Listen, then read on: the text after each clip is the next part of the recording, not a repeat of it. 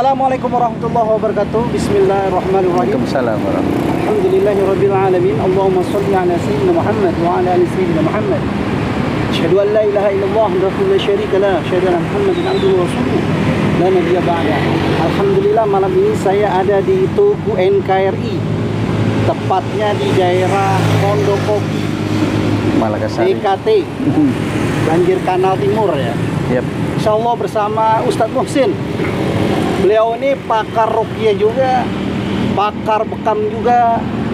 Beliau tergabung dalam Basada, kemudian GA, Jami'ah Ruqyah Aswaja, yang insya Allah sudah beberapa wilayah dan Nusantara bergabung di Jami'ah ini.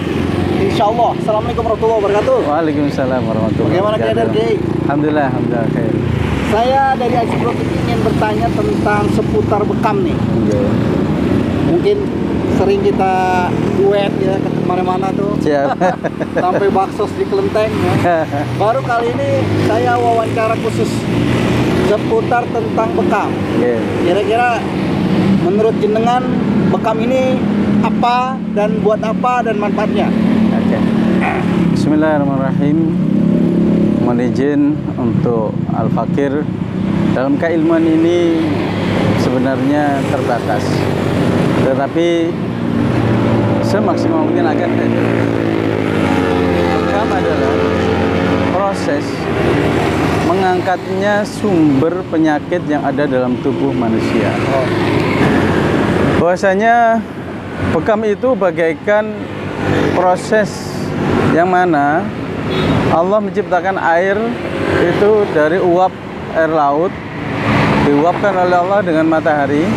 Kemudian matahari menguapkan menjadi air tersebut menjadi awan, digiring oleh Allah Subhanahu wa taala, diturunkan sebagai hujan. Maka air yang terbaik dan terbersih yang diturunkan oleh Allah di atas muka bumi ini adalah air hujan.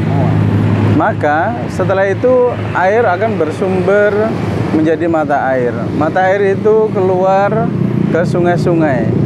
Ketika di pintu air ketemu sampah, ketemu kotoran, maka jika tidak diangkat kotoran sampahnya, maka lama-lama air yang bening tadi akan menjadi keruh. Maka sampai muara akan menjadi hitam. Kemudian di laut akan dibersihkan oleh Allah, disterilkan dengan asinnya air laut itu sebagai desinfektan atau mensterilkan air yang dari bumi menjadi bersih kembali. Kenapa? Dalam tubuh manusia darah itu, sel darah merah atau hemoglobin, menurut Ikatan Dokter Indonesia itu berumur 120 hari. Oh, 120 hari. Maka setiap 120 hari yang kurang lebih adalah 4 bulanan, 4 bulan itu, maka dalam tubuh manusia akan mengendap sampah-sampah dalam tubuh. Logikanya apa? Adanya perempuan itu menstruasi. Itu bukti adanya real bahwasanya di tubuh manusia itu ada sampah sel darah merah yang menjadi kotoran atau darah kotor sebutannya.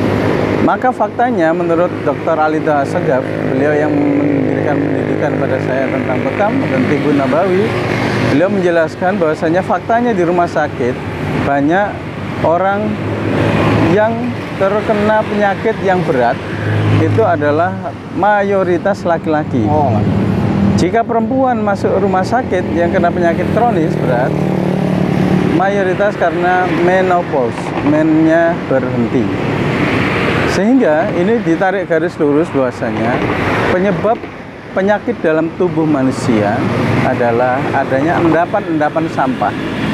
Maka titik-titik bekam yang direkomendasikan oleh Rasulullah SAW, misalkan titik umumugid, itu titik utama yang sunnah untuk dikeluarkan darah atau disebut dengan bekam basah. Dan macam-macamnya bekam itu ada 3, ada bekam luncur, ada bekam kering, ada bekam basah. Bekam luncur itu seperti orang kerokan. Bekam kering itu hanya dikop tapi tidak dikeluarkan darah. Bekam basah adalah bekam yang mengeluarkan darah, dikeluarkan darahnya dari titik-titik yang direkomendasikan, dan itu adalah sangat memberikan solusi sehat terhadap tubuh manusia itu sendiri. Kira jangka waktunya pembekaman itu bagusnya kapan? Oke. Kita mengikuti sabda Rasulullah SAW bahwasanya sunnahnya berbekam adalah sebulan sekali. Oh, sebulan sekali. Terutama di pertengahan bulan, hitungannya bulan Hijriah. Atau pasnya adalah di Yaumul Bid, puasa putih atau hari putih. Ya, ini tanggal 13, 14, 15 atau maju di 14, 15, 16 Hijriah. Gitu. Kalau dalam keadaan puasa berbekam boleh? Boleh saja, boleh. Tidak membatalkan puasanya, ya toh? Karena yang membatalkan puasa itu karena keluar masuknya sesuatu di 7 lubang. Sedangkan titik bekam itu bukan lubang, gitu. Tetapi harus mempertimbangkan juga fisiknya apakah kuat atau tidak. Jika tidak kuat, ditakutkan nanti puasanya malah batal gara-gara keluar darah atau karena panik, maka lebih baik jangan berbekam.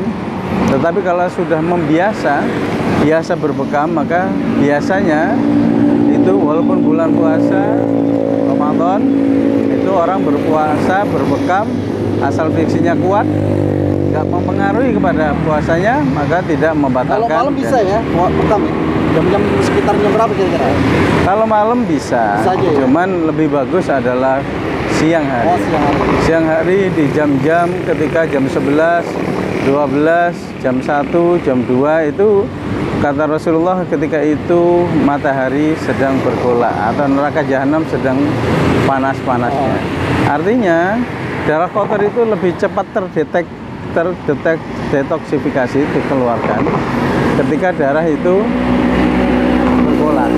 Kalau malam darah itu tidur sifatnya. Oh, darah lagi. Maka menurut pengalaman kami dalam melakukan terapi terhadap marki atau pasien itu, kalau bekam siang itu hasilnya lebih maksimal daripada bekam malam.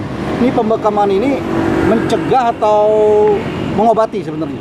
Ya. Sebenarnya. Insya Allah bagi orang yang sehat tanpa berpenyakit itu pencegahan. Mencegah. Oke, untuk menormalisir. Artinya sampah sebelum menjadi benih-benih penyakit itu sudah diangkat.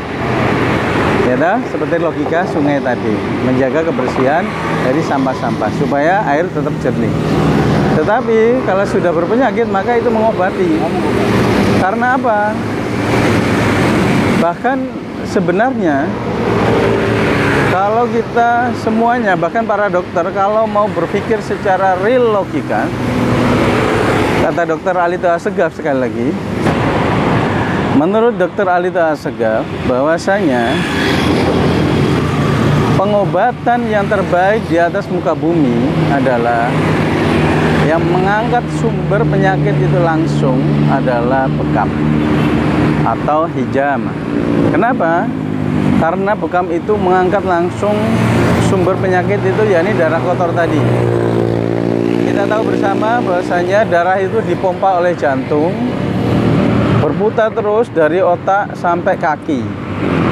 Jika mengalami penyumbatan karena darahnya ada pengawetnya, ada racun dalam darahnya, ada sampah-sampah tadi yang berputar tadi, maka jika nyangkut menjadi sampah di kepala, maka orang nyebutnya sakit kepala. Ada kalanya bisa menyebabkan penyakit-penyakit di seputar kepala.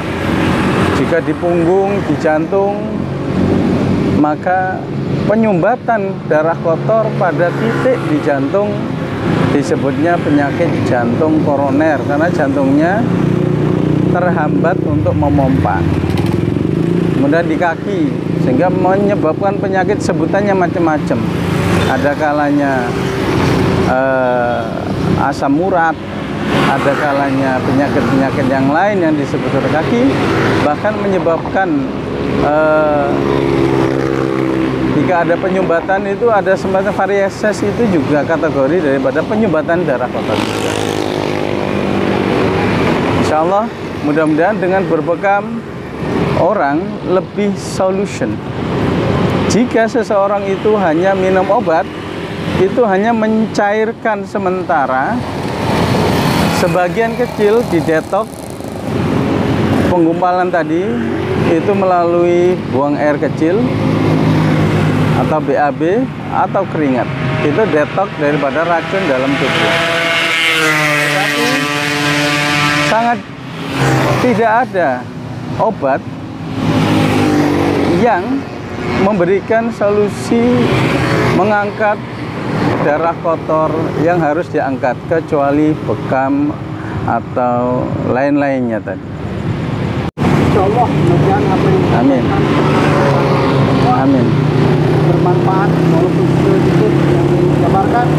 Mungkin kalau teman-teman ingin berbekam, nanti saya taruh nomor di bawah ini. Iya, Pak. Insya Allah kami cepat tanggap, laksanakan. Siap.